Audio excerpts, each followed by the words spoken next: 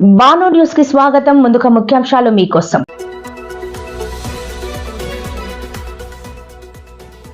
పశువుల దాహార్తిని నీటి తొట్టెలు ఏర్పాటు.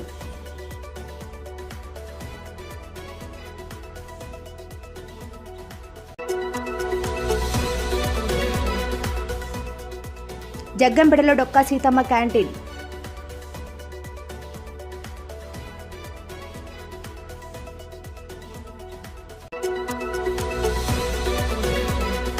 జగ్గంపేటలో తెలుగుదేశం పార్టీలోకి చేరికలు.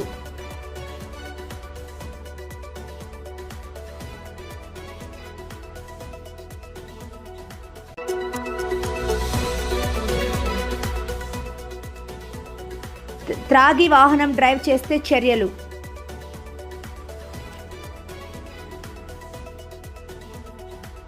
వేసవిలో పశువుల దాహార్తిని తీర్చేందుకు నీటి తొట్టెలను నిర్మించడం జరుగుతుందని ఉపాధి హామీ గండేపల్లి ఏపీఓ గంగా భవానీ తెలిపారు.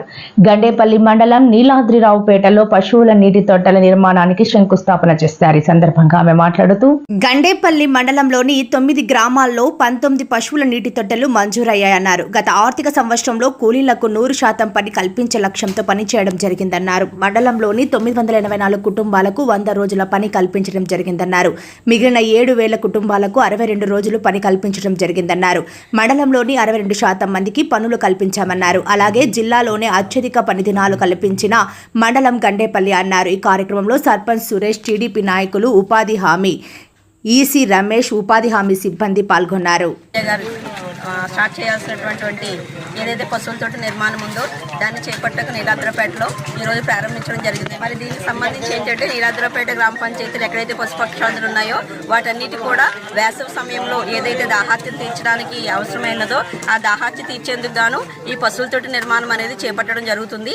దీనికి సంబంధించి మనకి మండలంలో మొత్తం 19 శాంక్షన్ ఉండడం జరిగిందండి. దీనికి 9 గ్రామాల్లో అంటే ఎక్కడైతే మనకి పశువు గణన ఎక్కువ ఉందో అలాంటి గ్రామాల్లో వీటిని ప్రారంభించడం జరుగుతుంది.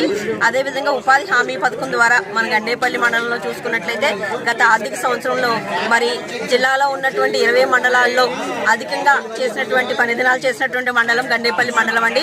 ఇది 4,92,000 పని దినాలు అనేది కల్పించడం జరిగింది.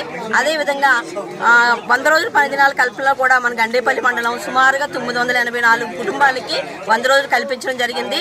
అలాగే మిగిలిన 7,000 కుటుంబాలకు కూడా సరాసరిగా 62 రోజుల పని దినాలను కల్పించడం జరిగింది. అదేవిధంగా మనకి 62% అంటే సగటున కుటుంబానికి 100 రోజులు కల్పించాలన్నట్లయితే కనుక 62 రోజులు మండలంలో ఉన్నటువంటి 7,200 కుటుంబాలకు కూడా మనం ప్రొవైడ్ చేయడం జరిగింది.